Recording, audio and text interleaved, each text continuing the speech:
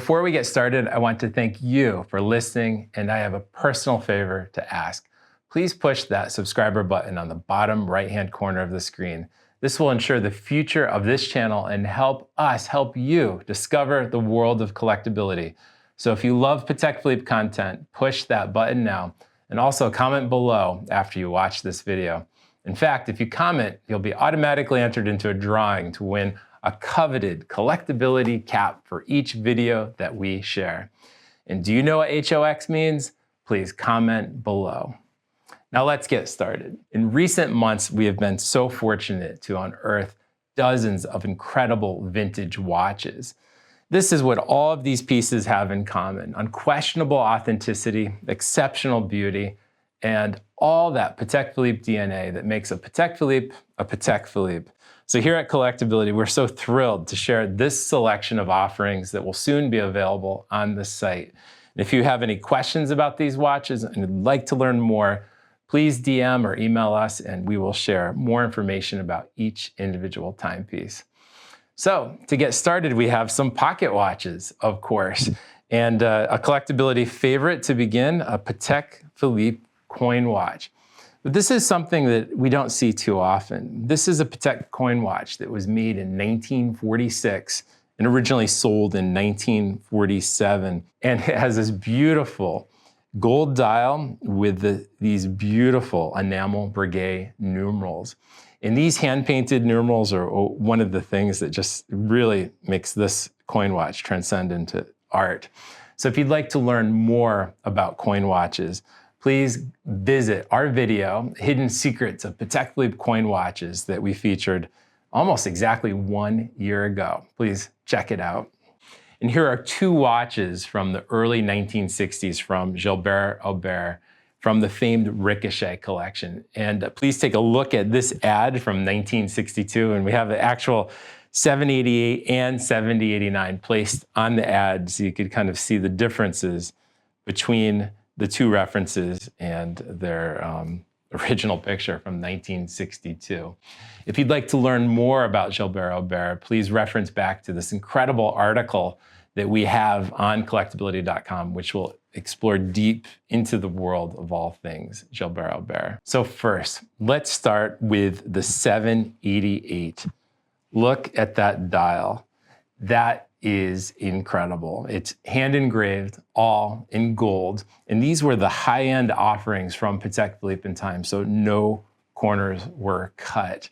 These were made for the most discerning clients of the brand and arguably the most avant-garde clients of the brand from the 1960s. And here at Collectability, we have a very loyal following of Gilbert Albert collectors, and these pieces will not last long, I promise that. You could really imagine picking one of these up off of the ground and skipping across the water.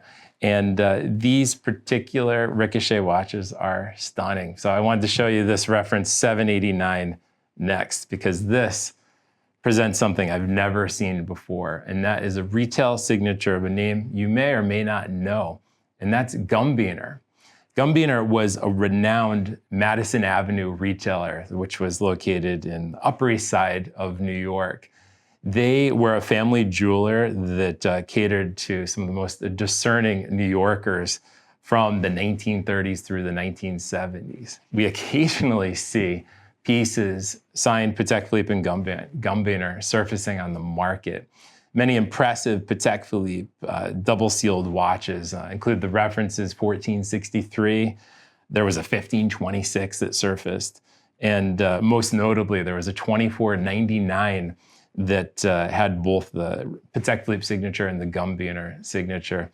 And to have that on a reference 789 Ricochet is something that I've never seen before, and it's a little bit of a New York history and Patek Philippe that you can have in your collection. So I'm gonna put these aside for now, and we're gonna start looking at some wristwatches. With wristwatches, we found 4 special vintage pieces for the collector looking for a classic 1950s Patek Philippe. These are all very well priced and ready to wear. And each of these has an archive that's on order, which we'll send on to the purchaser. So let's take a look. First, we have a reference 1584J from the early 1950s. This reference was made from 1944 to 1952, and it represents one of the later examples of the reference ever made. Look at these half-hooded lugs. It is a 34mm masterpiece, which is kind of a fun vintage watch to wear. The case was made by Wenger, the dial is by Stern Frere, and only 19 examples of this reference we have found so far.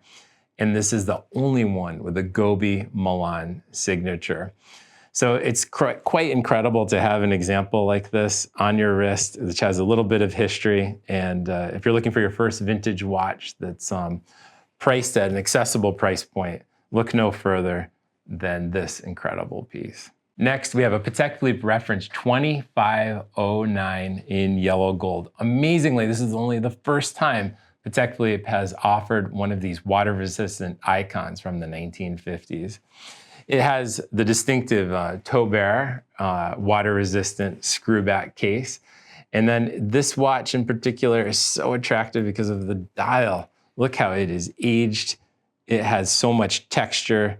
And over the last 7 decades, this has just aged stunningly. This is 35mm of pure Patek Philippe design. And it has a little bit of history.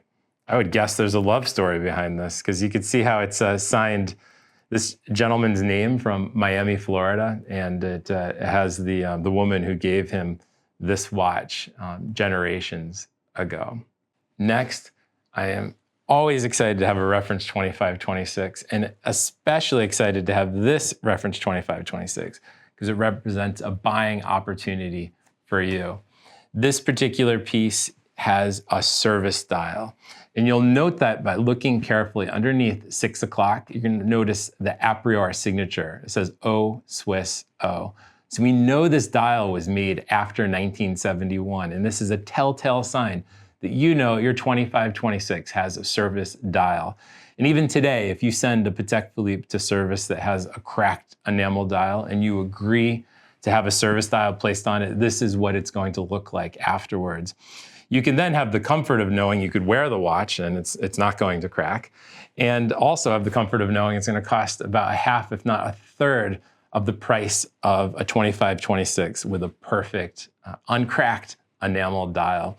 So I find these little wearable works of art, which you could buy at an attractive price point. And it's the first time here at Collectability we've had one with one of the later service dials. And I encourage you to take a look. And if you have any questions, please let me know.